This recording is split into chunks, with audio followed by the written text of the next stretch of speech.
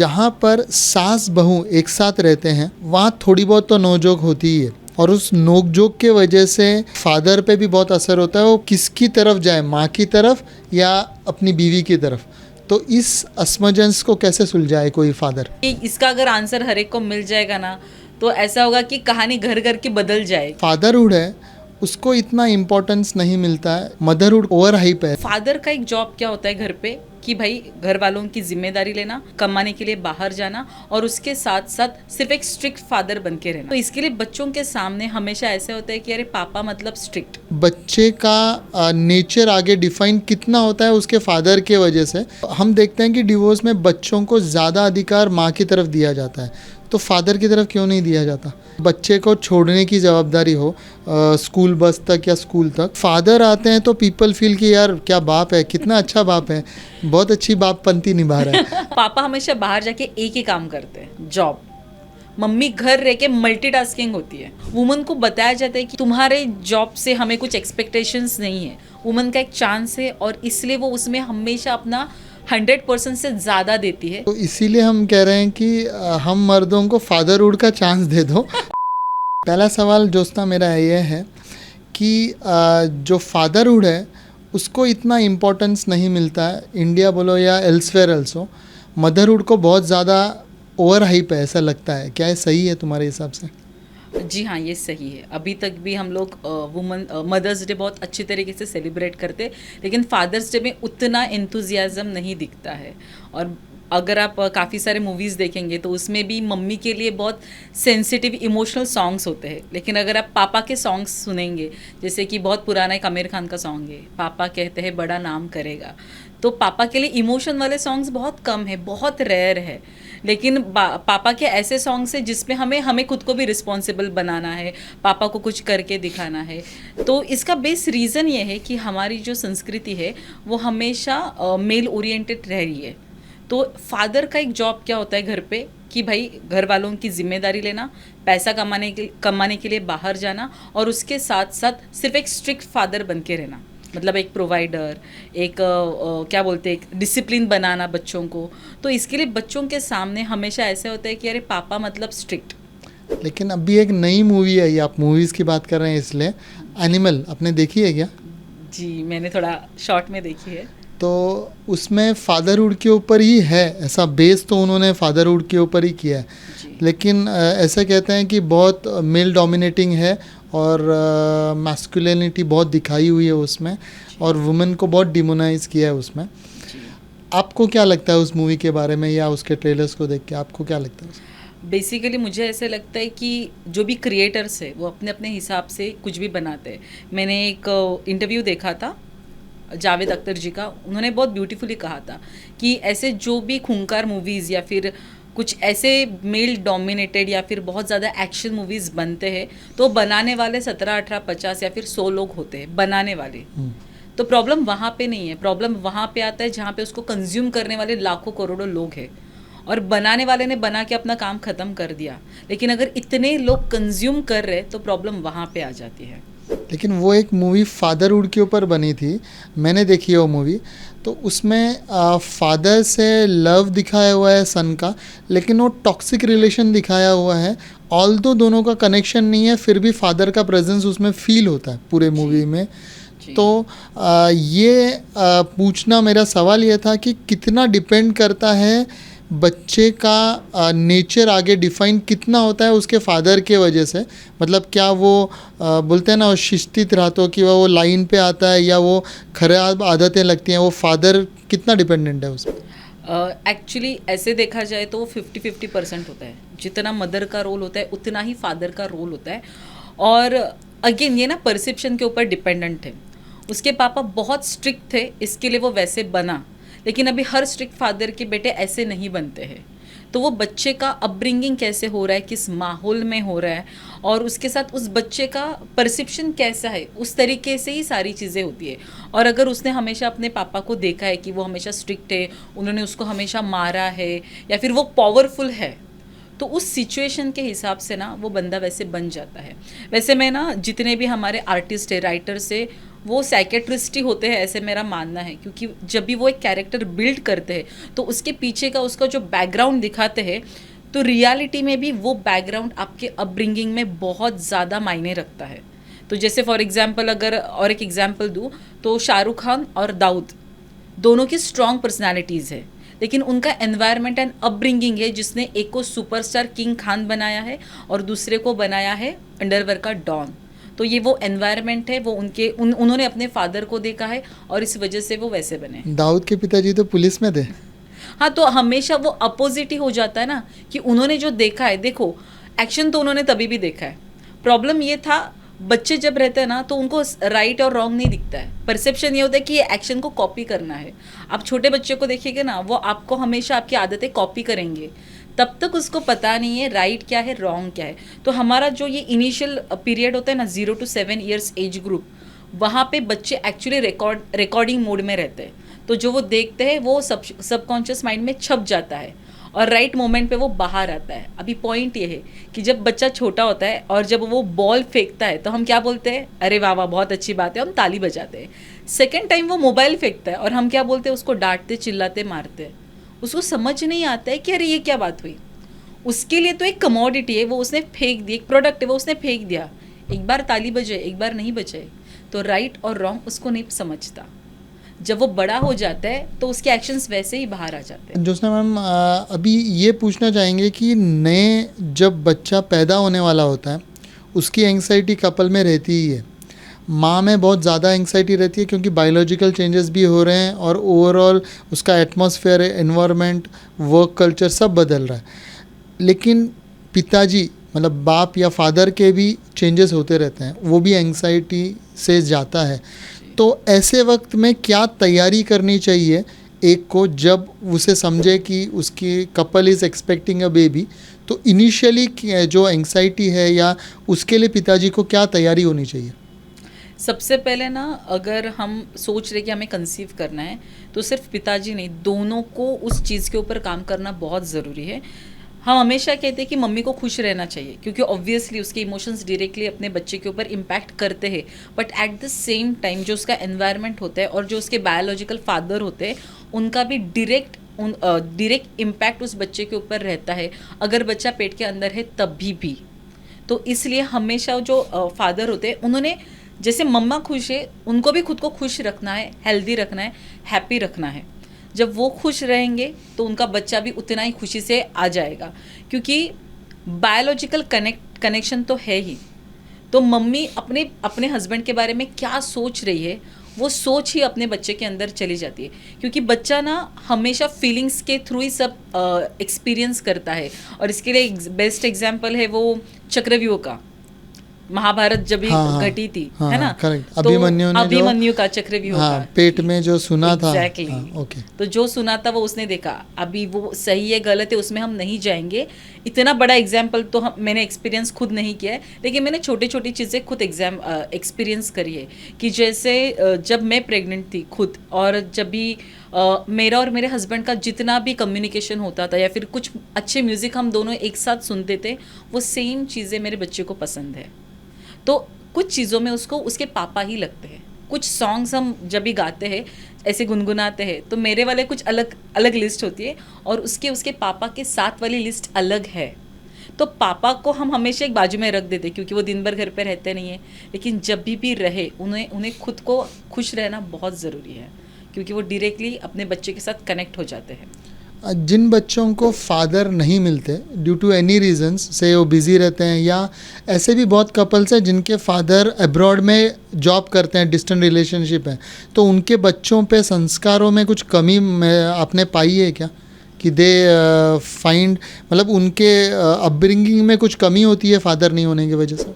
नहीं, मैं ऐसा बिल्कुल नहीं मानती, क्योंकि संस्कार सिर्फ एक बच्चे को माँ या पिताजी संस्कार नहीं देते, पूरी फैमिली संस्कार देती है, और पूरी फैमिली ने हमारा पूरा समाज संस्कार देता है। तो अगर किसी रीज़न की वजह से पिताजी नहीं है तो भी वो बच्चा बहुत ब्यूटीफुली बड़ा हो सकता है, उसका माइंडसेट अच्छा बनाया जा सकता है। इट इज़ अगेन कि आप उस बच्चे को क्या संस्कार बचपन में दे रहे हो। ज़रूरी नहीं कि वो संस्कार उसके माता पिता की के थ्रू ही उसके अंदर जाने चाहिए, वो संस्कार वो एनवायरनमेंट उसे देती है। तो जैसे कि आपने जो सवाल पूछा है, क्योंकि आपने देखा है कि पिताजी नहीं है तो वो बच्चा एक अलग वे में रेडी हो रहा है, बड़ा होके उसके सोच बहुत अलग बनती है। तो वो सोच पिताजी के एब्सेंटी की वजह से नहीं बनती है, वो सोच बनती है उसके समाज में उसको कैसे ट्रीटमेंट मिलती है। क्योंकि हमारे यहाँ पे अभी तक भी बहुत बुरी बात है, लेकिन अभी तक अगर किसी घर में सिर्फ सिंगल मदर है, चाहे वो डिवोर्स हो, विडो हो, कुछ भी हो, उस बच्चे को हमेशा एक अलग नज़रिए से देखा जाता है और वो फीलिंग के साथ वो बड़ा हो जाता है और उस वजह से उसकी एक सोच बनती है। ठीक है, अभी पेरेंटिंग में जनरली औरतों की तरफ पूरा समाज, लॉ, कोर्ट सब बायस रहता है पेरेंटिंग के स्पेशल इशू में। जी। खासकर आपने डिवोर्स बोला या इसमें, तो हम देखते हैं कि डिवोर्स में बच्चों को ज़्यादा अधिकार माँ की तरफ दिया जाता है, तो फादर की तरफ क्यों नहीं दिया जाता? या क्या रीज़न है कि can there be a single father as you can say single mother रहती हैं वैसे पेरेंटिंग में? जी, आपका ये पॉइंट बहुत सही है कि सिंगल फादर्स बहुत अच्छे अपब्रिंगिंग कर सकते हैं, लेकिन ये इसके लिए आज का समाज जिम्मेदार नहीं है। इसके लिए हमारी जो इतनी सैकड़ों सालों की परंपरा है वो इसके लिए जिम्मेदार है, क्योंकि हमेशा से फादर हमेशा बाहर रहे हैं। आज जैसे कि आप देखेंगे छत्रपति शिवाजी महाराज, तो हम जिजाऊ को ज़्यादा मानते हैं कि उसकी माँ साहेब ने उनको बहुत अच्छे संस्कार दिए, बड़ा किया। क्यों? क्योंकि उस ज़माने से चलते आ रहा है कि कुछ भी काम हो, काम के लिए हमेशा पिताजी बाहर जाते थे और जो औरत होती थी, जो माँ होती थी, वो घर पे रहती थी। तो वही पूरा इन्फ्लुएंस अभी तक हमारे ऊपर है। लेकिन अगर आप आज की बात करेंगे तो आज मैं ऐसा नहीं मानूंगी। आज पापा उतने ही रिस्पॉन्सिबिलिटी लेते हैं, उतने ही तरीके से आगे जाते हैं, लेकिन at the same time mummy को ज़्यादा इंपॉर्टेंस दिया जाता है, क्योंकि एक तो ये सैकड़ों सालों से हमारे अंदर है कि मम्मी ही अच्छे संस्कार देती है। ऐसा कुछ नहीं होता है, लेकिन एक इमोशन अगर हम देखते हैं तो मम्मी के साथ वाला अटैचमेंट थोड़ा एक बच्चे के लिए ज़्यादा होता ही है, क्योंकि प्रेगनेंसी में या फिर आफ्टर प्रेगनेंसी हमेशा मम्मी को मैटरनल लीव मिल जाती है, पापा को 1 दिन की छुट्टी मिलती है। तो जितना समय माँ अपने बेटे के साथ या बेटी के साथ बिताती है, उतना ज़्यादा समय पिताजी को नहीं मिलता है। तो ऑब्वियसली जब भी सेपरेशन वगैरह होता है तो वो बच्चा खुद बहुत बार माँ के पास रहने की इच्छा हमेशा जाहिर करता है, क्योंकि वो अटैचमेंट होता है, बस इसीलिए। आपने कहा कि समाज या कानून महत्व देता है माँ की तरफ, लेकिन ये भी देखा गया है कि अगर समझो बच्चे को छोड़ने की जवाबदारी हो स्कूल बस तक या स्कूल तक, तो अगर माँ आती है तो वो उसका काम माना जाता है, duty, may be she is working. But father आते हैं तो पीपल फील कि यार क्या बाप है, कितना अच्छा बाप है, बहुत अच्छी बाप पंक्ति निभा रहा है। तो ये पेरेंटिंग का अप्रिसिएशन भी औरतों को नहीं मिलता, ये आपको नहीं लगता? ये भी बहुत बढ़िया सवाल है। अगेन इसका रीज़न यही है कि हमारे ऊपर ये थोपा गया है कि मम्मी मतलब संस्कार और घर संभालना उसकी जिम्मेदारी है। अगर वो जॉब भी करे तो भी उसको घर संभाल के बच्चों की पढ़ाई लेके ये सब करना है, तो ये उसकी ड्यूटी है। लेकिन अगर पिताजी एक बार भी बच्चे को स्कूल छोड़ने जाते तो बहुत अप्रिशिएट किया जाता है। अभी इसमें एक बहुत बढ़िया बात यह है कि हम हमेशा बोलते हैं कि उसने थोड़ा काम किया पिताजी ने, तो उनको बहुत अप्रिसिएशन देते, लेकिन आप कभी उल्टे तरीके से नहीं सोचते कि अगर पिताजी चाहे भी तो वो समय कैसे दे पाएंगे, क्योंकि हमारे यहाँ पे जॉब टाइम ही होता है 9 आवर्स, 8-9 आवर्स। ट्रैवलिंग का टाइम अलग होता है, बहुत रेयर लोग होते हैं जो अपने घर के पास ही जॉब करते हैं। वैसे कोरोना ने हमें एडिशनल अच्छा पॉइंट दिया है, बेनिफिट, कि वर्क फ्रॉम होम चालू है, लेकिन उसमें भी उनको 8 घंटे बैठना ही पड़ता है सामने। तो अगर पिताजी चाहे भी कि मुझे मेरे बच्चे के अपब्रिंगिंग में कंट्रीब्यूट बहुत ज़्यादा करना है, तो वो कैसे करेंगे? आजकल ज्योत्सना मैम मैंने देखा है कि कपल में हो सकता है कि फीमेल्स या the spouse earns more than husbands, yes. या दे आर मोर एक्टिव, या they are more busier than their husbands, या तो ऐसा भी होता है कि उनका प्रोफाइल भी अच्छा होता है कंपनी वाइज या एजुकेशन वाइज। तो उसमें कैसे आप इस चीज़ को बैलेंस करेंगे? जो आप पहले का बात कर रहे हैं कि हस्बैंड्स बाहर काम करने जाते ही थे, तो बीच में मूवीज़ की बात ही कर रहे हैं, तो कोई अर्जुन कपूर की मूवी आई थी जिसमें उसे घर में काम करना पसंद था, एंड करिश्मा यूज, हाँ, किएन का, she like to work outside. So how would you tell this balance about parenting? अच्छा, तो ये बहुत ब्यूटीफुल है। पापा हमेशा बाहर जाके एक ही काम करते हैं, जॉब। मम्मी घर रह के मल्टीटास्किंग होती है कि उसको घर भी संभालना है, उसको टाइम मैनेजमेंट भी करना है, उसको फाइनेंस मैनेजमेंट भी करना है। अगर उसके हस्बैंड ने उसको कुछ पैसे दिए तो उसमें से भी उसको सेविंग करने आती है। हम हमेशा कहते हैं कि वुमन को फाइनेंशियल एजुकेशन नहीं आता है, लेकिन अगर आप फोकस करेंगे तो हमेशा प्रॉब्लम के टाइम पे उनसे ही हमें हेल्प मिलती है। तो वो ना उनके अंदर इनबिल्ट हो जाता है, या फिर हमारी जो भी संस्कृति है उसकी वजह से वुमन इज़ ऑलवेज मल्टीटास्किंग। और आप जितना मल्टीटास्किंग रहोगे ना, जितना फोकस से बहुत ज़्यादा काम करोगे ना, वो एक्टिवनेस आपके अंदर आता है। लेकिन आप एक ही काम के ऊपर फोकस करोगे ना, तो आप एनी विच वेज आप थोड़े उसमें बोर हो जाते हो। तो इसीलिए जो वुमन काम करती है वो हमेशा जो बाहर जाके काम करती है उसमें वो रहता है, वो रिस्पॉन्सिबिलिटी रहती है। और ना इसका एक बैकग्राउंड ऐसा है कि हमारे यहाँ पे वुमन को बताया जाता है कि यार तुम्हें सिर्फ घर संभालना है, या फिर तुम्हें तुम्हारे जॉब से हमें कुछ एक्सपेक्टेशंस नहीं है, जो भी होगा वो एडिशनल होगा, ये हेल्प होगी। तो उसके ऊपर ये जिम्मेदारी आ जाती है, अंदर से वो प्रेशर उसका अलग ही रहता है कि नहीं, मुझे अगर चांस मिला है तो मुझे कुछ ना कुछ करके दिखाना है। तो उसका जो काम करने का जो शिद्दत से वो काम करते हैं ना, वो अलग लेवल पे होता है। फादर को प्रेशर होता है, लेकिन उसको क्या होता है कि आई एम द बॉस, मुझे घर का बॉस, मुझे इतना कमाना है, मुझे पता है मेरी फैमिली को कैसे फाइनेंशियल प्लानिंग करके आगे लेके जाना है, मुझे पता है क्या करना है। वुमन के लिए वो एक चांस है, वो उसका फादर का वो रूटीन है, वुमन का एक चांस है, और इसलिए वो उसमें हमेशा अपना 100% से ज़्यादा देती है।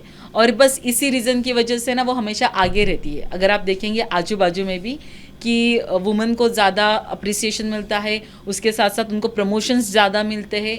ये लाइफस्टाइल अभी चेंज हो रही है क्योंकि उसको वो चांस है, उसके लिए वो एक चांस है, और चांस के लिए वो कुछ भी करने को लिए रेडी है। तो इसीलिए हम कह रहे हैं कि हम मर्दों को फादरहुड का चांस दे दो। तो फादरहुड में क्या टिप्स आप बता सकते हैं कि हर बंदे को रखना चाहिए, क्योंकि 22-25 तक वो एक टीनेजर से धीरे धीरे अडल्ट होता है, वो गेम्स क्रिकेट खेलता ही रहता है, फ्रेंड्स के साथ रहता है, अचानक बच्चा आता है तो एक अलग जवाबदारी आ जाती है। तो उसके बाद उसका मेंटेलिटी चेंज हो जाता है, या उसने क्या अपने अंदर चेंजेस करने चाहिए रिगार्डिंग ओनली फादरहुड? सबसे पहले तो मैं कहूँगी पेरेंट होना इसके लिए कोई रेसिपी नहीं है। और ये कोई रोल नहीं है। You have to be natural, जैसे हो वैसे रहो, आप बेस्ट पेरेंट बन जाओगे। अगर हम स्पेसिफिकली फादर्स की बात करें तो ये ऑलरेडी चेंज हो रहा है। पहले के फादर्स हमेशा स्ट्रिक्ट थे, कुछ बातें नहीं, हम लोग फादर के सामने बातें नहीं कर सकते थे। पापा आते थे तो हम झूठ मूठ का पढ़ाई करने बैठते थे। लेकिन आज सिनेरियो चेंज हो रहा है। पिताजी बच्चे का डायपर चेंज करने लगे, पहले ये बिल्कुल नहीं करते थे। अगर मेरे हाथ में भी बेबी है और उसने कुछ किया तो मैं मम्मी के पास दे रहा हूँ, करेक्ट। आज पापा ऐसे नहीं करते, पापा वो सारी चीजें करते। आजकल पापा तो बेटियों की चोटी भी बांधते, इतना तक वो खुद को लाते हैं बच्चों के अपब्रिंगिंग में, इतना उनका पार्टिसिपेशन है। उसके साथ साथ वो सारी चीज़ें करते हैं, बच्चों को छोड़ने को जाना, उसको लेके आना। और मेरे जितने भी सारे पेरेंट्स मैंने देखे, फादर पेरेंट्स, अभी मेरे एज के जितने भी फादर पेरेंट्स है, उनके जितना प्यारा उनकी मम्मी भी नहीं है। क्योंकि वो ना हमेशा ये सोचते कि मेरे पिताजी बहुत स्ट्रिक्ट थे, मुझे वो प्यार नहीं मिला, तो मैंने वो महसूस किया है, मेरे बच्चे को मैं वो नहीं करने दूंगा। और इसलिए ना वो अपना कंट्रीब्यूशन ज़्यादा दे रहे। तो मेरा सबसे इम्पोर्टेंट टिप यही रहेगा कि ना आपके बच्चे आपको देखकर ही सीख रहे हैं, तो आप अपना बेस्ट दो। आपको आपके बच्चे को जैसे बनाना है आप वैसे बन जाओ। आपको लगता है कि आपका बच्चा हैप्पी होना चाहिए, तो आप हैप्पी होने की एक्टिंग मत करो, आप एक्चुअली अंदर से खुश रहो, क्योंकि बच्चे के पास ना वो वाइब्रेशंस जाती है। अगर आपको अपने बच्चे को डिसिप्लिन करना है तो वो डिसिप्लिन पहले आपके अंदर होना चाहिए। अगर आपको लगता है कि आपके बच्चे ने हमेशा हर एक वुमेन की रिस्पेक्ट करनी चाहिए, तो सबसे पहले आपने उसकी माँ की रिस्पेक्ट करनी चाहिए। अगर आपको लगता है कि आपके बच्चे ने फाइनेंशियल एजुकेशन अच्छा होना चाहिए, उसको फाइनेंस का नॉलेज होना चाहिए, तो अभी से उसके साथ फाइनेंस के बारे में डिस्कस करो, कितना भी छोटा हो कितना भी बड़ा हो। एक इम्पॉर्टेंट टिप यहाँ पे ये है कि ना बच्चे छोटे हो या बड़े हो, हमें ना उनसे ऐसा बिहेव करना है, ऐसी बात करनी है कि वो एक बड़ा इंसान हमारे सामने खड़ा है। बट एक्सपेक्ट नहीं करना है कि वो लॉजिकल रिस्पॉन्स देगा। एक्सपेक्टेशंस वही रखने हैं कि वो मस्ती करेगा, वो मजाक उड़ाएगा, वो भाग जाएगा, वो कुछ नहीं समझेगा। लेकिन जो भी आप बात बीइंग अ फादर उसके साथ कर रहे हो ना, वो उसके अंदर रिकॉर्ड हो रही है। तो जैसे वो बड़ा होगा ना, उसको वो सारी चीज़ें याद आएगी कि मेरे पापा ने मेरे साथ ये चीज़ें कंट्रीब्यूट करी थी। अभी आपने कहा कि आपके सारे नए दोस्त जो नई पीढ़ी है वो फादरहुड बहुत अच्छी तरह निभा रहे हैं। जी कुछ मेरे भी दोस्त हैं जो ज़रा परेशान रहते हैं अपने बच्चों से। मतलब आई फाइंड मोर देन 90% लोग बोलते हैं आजकल बच्चे बहुत मस्ती करते हैं, हम नहीं करते थे एंड एवरीथिंग। एंड काम के टाइम पे भी वो परेशान रहते हैं कि घर में बच्चा परेशान हो रहा होगा, या वो कुछ तोड़ देगा, या कहीं खेलने में जाएगा तो रोड क्रॉस करेगा। उस हिसाब से हमेशा परेशान रहते हैं। तो इस परेशानी को दूर करने का कोई रीज़न का है क्या, कोई Solution. तरीका? हाँ जी, सबसे पहली बात तो ये हमें एक्सेप्ट करना चाहिए कि हमारा बचपन में हम बहुत शांत थे। हमारे मम्मी पापा को लगता था हम मस्तीखोर थे, लेकिन हम लोग बहुत शांत, उलझे हुए, सुलझे हुए अच्छे बच्चे थे। मम्मी पापा ने एक आंख दिखाई, पापा का एक आवाज़ आ गया, हमारी सारी मस्ती बंद। बराबर है। हमें ये एक्सेप्ट करना पड़ेगा कि ड्यू टू डेवलपमेंट, जो भी टेक्नोलॉजी नई आई है या फिर जो भी हमारे क्लाइमेट में चेंज हो रहा है, उसकी वजह से आजकल के बच्चे हाइपर एक्टिव है। तो जितना ज़्यादा हम उनकी एनर्जी अच्छी चीज़ों में चैनलाइज करेंगे ना, तो ये जो हमें जो टेंशन वाली बात है ना कि वो गिर जाएगा, वो ये करेगा, वो मस्ती करेगा, वो परेशानी हमारे घर तक आ जाएगी, कंप्लेंट आ जाएगी, वो सब बंद हो जाएंगे, कम हो जाएंगे। मैं ऐसे नहीं कहूँगी कि बंद हो जाएंगे। अगर बच्चे मस्ती नहीं करेंगे तो कौन करेगा? बराबर है, लेकिन तो एनर्जी मस्ती तो को होनी चाहिए, बस वो एनर्जी को चैनलाइज करना है। कैसे करना है, किन चीज़ों में? जी, जैसे कि पहले एग्जाम्पल, जैसे वो उठता है, स्कूल जाता है, क्लास जाता है, अगर मॉर्निंग स्कूल है तो ठीक है। उसके बाद शाम को मम्मी पापा सब घर पे रहते हैं, तो पापा ने ये चीज़ करनी चाहिए कि उसके साथ बैठ करके कुछ फिजिकल एक्टिविटी करनी है। आजकल पापा क्या करते, जैसे घर आते, अरे पढ़ाई नहीं की, अरे पढ़ाई करो, पढ़ाई बाकी है। उसके लिए 1 से 2 घंटे हमेशा रखने चाहिए खेलने के लिए। और फिजिकल एक्टिविटी, खेलना मतलब मोबाइल के गेम्स नहीं या फिर टीवी देखना नहीं, वो फिजिकल एक्टिविटी के अगर आप 1 से 1.5 घंटा रोज़ रखोगे ना, आपको ये चीज़ रिजल्ट दिखेगा कि ये बच्चा अगर यहाँ पे इसकी फिजिकल एनर्जी जा रही है ना, तो बाकी जगह पे वो शांत हो रहा है। बच्चों में बहुत ज़्यादा एनर्जी है और उनको सिर्फ निकालनी है। आपने ये देखा होगा कि बच्चे ना मॉल में जाके हमेशा रोते हैं, चिल्लाते हैं, हाँ, और हाँ, ऐसे सो जिद जाते करते हैं। हैं, हाँ। क्यों करते हैं वो पता है? क्योंकि उनको सिर्फ ना अटेंशन चाहिए होता है। वो चीज़ में उनको कुछ है ही नहीं वो चीज़, क्योंकि उनके पापा मम्मी पापा उनको सब दे रहे। पॉइंट ये है, हम जब भी मॉल जाते हैं तो हम बिजी रहते हैं, मम्मी पापा मुझे ये चाहिए, वो चाहिए, ये देखना है। बच्चे को क्या चाहिए हम उसके बारे में देखते ही नहीं है। तो वो अटेंशन सीकर होता है, और अटेंशन के लिए वो सिर्फ उटपटांग हरकतें करता है। तो अगर एक पिताजी अपने बच्चे को वो अटेंशन देंगे, उसकी एनर्जी को आइडेंटिफाई करके उसके साथ वो एनर्जी बाहर निकालने में उसको हेल्प करेंगे, तो ऑटोमेटिकली उनका बॉन्ड अच्छा हो जाएगा और उनकी एनर्जी भी चैनलाइज हो जाएगी। ज्योत्सना मैडम, जहाँ पर सास बहू एक साथ रहते हैं वहाँ थोड़ी बहुत तो नोक-झोंक होती ही है, और उस नोक-झोंक के वजह से बच्चे पे भी असर होता है और फादर पे भी बहुत असर होता है। वो पार्ट किसका ले, मतलब किसकी तरफ जाए, माँ की तरफ या अपनी बीवी की तरफ? तो इस असमंजस को कैसे सुलझाए कोई फादर? वाह, सबसे पहले तो इतना इम्पोर्टेंट सवाल है ये। और आज के ज़माने के, मतलब ये, इसका अगर आंसर हर एक को मिल जाएगा ना, तो ऐसा होगा कि कहानी घर घर की बदल जाएगी। तो आंसर नहीं है किसी के पास? आंसर है मेरे पास।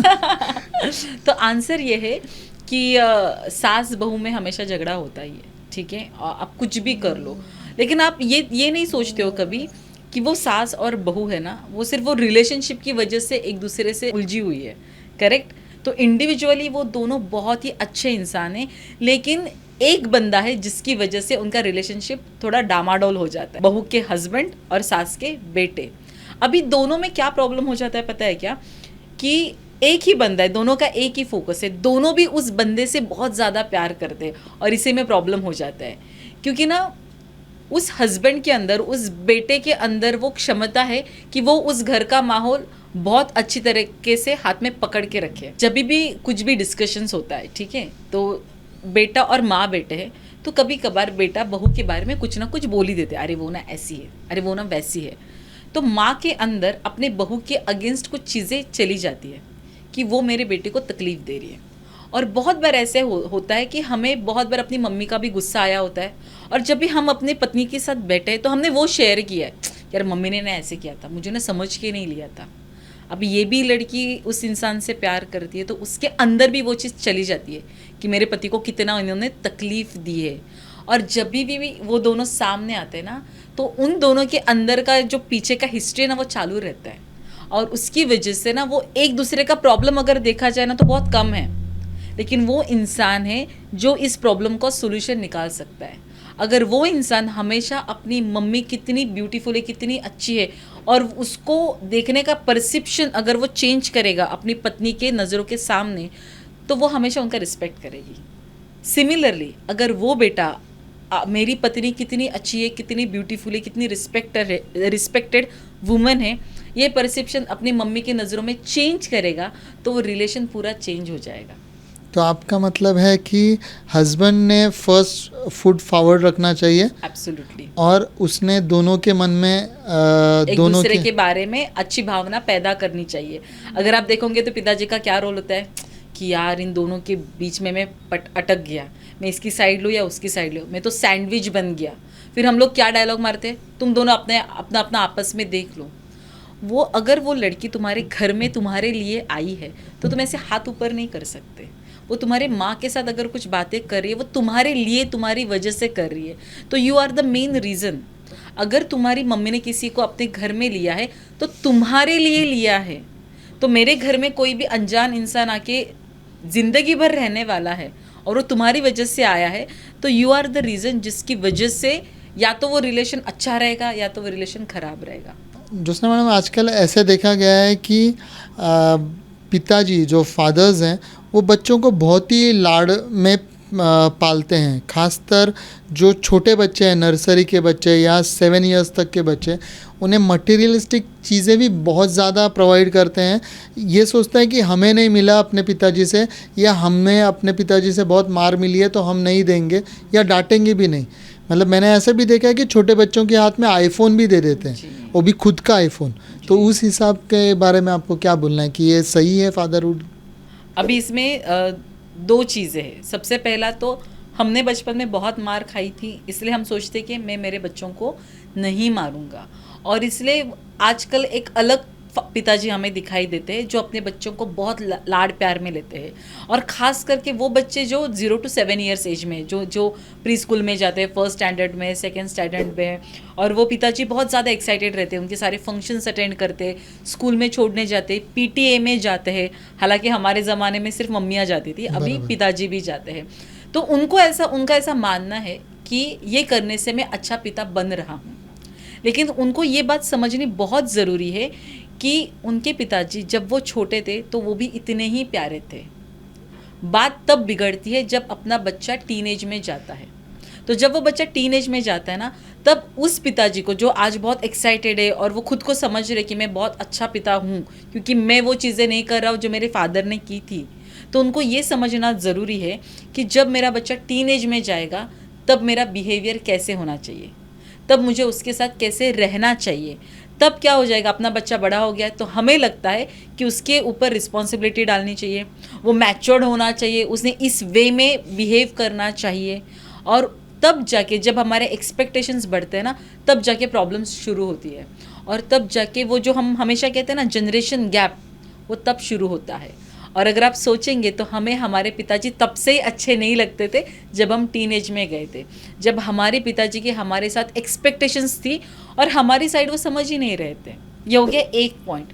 दूसरा पॉइंट, जब ये आपने कहा कि मटेरियलिस्टिक चीज़ें, अगेन ये हमारे बचपन से कनेक्टेड है, क्योंकि पहले का पूरा जो एरा है 90s तक का, तब हमारे पास लिमिटेड रिसोर्सेज थे, लिमिटेड सोर्स ऑफ इनकम था, और ये था ही वैसे कि इतने ही पैसे कमाए हैं तो इस इतनों में इतनी ही चीज़ें आएंगी। तो हमें हमेशा बुरा लगता था कि हमारे पास ये चीज़ नहीं है, हमारे बाजू वालों के घर में वो चीज़ है, या फिर हमारे पास पिताजी के पास पैसे होने के बावजूद उन्होंने हमें ये ले करके नहीं दी, और इसलिए हम हमेशा सोचते कि बच्चों को वो सारी चीज़ें दे दे। अभी उन सारे पिताजी को ये सोचना बहुत ज़रूरी है, इट इज़ नॉट अबाउट आपने क्या किया है, आपको क्या एक्सपीरियंस आया है, इट इज़ अबाउट कि आप अपने बच्चे को कैसे एक्सपीरियंस देना चाहते हो। अगर आप उसको मटेरियलिस्टिक चीज़ें अभी देना चाहते हो तो आपको सोचना और समझना ज़रूरी है कि आपके बच्चे की कैपेसिटी कितनी है। क्या वो चीज़ हाथ में लेकर के बिगड़ेगा, या फिर वो चीज़ हाथ में लेकर के उससे कुछ क्रिएटिव चीज़ें करेगा। अगर वो क्रिएटिव कर रहा है और वो आपको दिख रहा है तो आप उसको ज़रूर मटेरियलिस्टिक चीज़ें दो। लेकिन अगर वो नहीं कर रहा है तो सिर्फ एक चीज़ की वजह से, एक रीज़न की वजह से कि मेरे पिताजी ने नहीं दिया, इस रीज़न की वजह से आप अपने बच्चों को इतना लाड प्यार मत करो। तो टीनेज का फादरहुड और अभी बच्चों को संभालने का तरीका, ये दोनों तरीके अलग होने चाहिए। अलग ही है, क्योंकि जो बच्चे होते हैं ना 0 to 7 years एज में, तभी ना वो सिर्फ रिकॉर्डिंग मोड में होते हैं कि वो सिर्फ हमको कॉपी पेस्ट करते हैं, वो सिर्फ देख करके सीखते हैं, सुन करके सीखते हैं और जो एक्सपीरियंस आता है उससे सीखते हैं। तो जैसे हम बताएं बच्चों को हमेशा बोलते हैं कि अरे ये बच्चा देखो अपने पिताजी की तरह सूटकेस लेके ऑफिस जा रहा है, बेटी है तो अपनी मम्मी की तरह बैग लेके चल रही है, मेकअप कर रही है, तो वो सिर्फ कॉपी पेस्ट के एरा में रहते हैं और हमें लगता है कि हम कितना अच्छा पेरेंटिंग करें क्योंकि अभी वो सारी चीज़ें समझ रहे, सुन रहे, हम जो जो बोलेंगे उसको फॉलो कर रहे हैं। लेकिन जब वो 7 साल से उम्र से बड़े होते जाते हैं ना, तब उनका ना लॉजिकल माइंड डेवलप्ड होना शुरू हो जाता है और तब ना उनको सवाल आते हैं। और हमें क्या लगता था, ये तो मेरा सुनता है, जो मैंने पहले कहा था वही आंसर मैं अभी दूंगा तो हो जाएगा। तो हमेशा जब वो टीनेज में जाना स्टार्ट कर देते ना तो ये सवाल आता है, मेरा बच्चा पहले तो सुनता था अभी नहीं सुनता है। पहले आप झूठ बोलोगे वो भी वो समझ जाता था, मतलब वो हाँ बोलता था, पापा ने कहा मतलब ऐसा ही है। ऐसा नहीं है।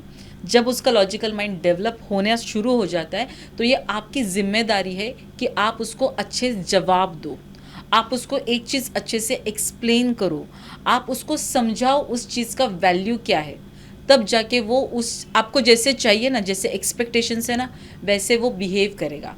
तो बचपन में सिर्फ वो आपको फॉलो करता है और जब वो टीन एज में जाता है तब वो आपको सुन करके समझता है।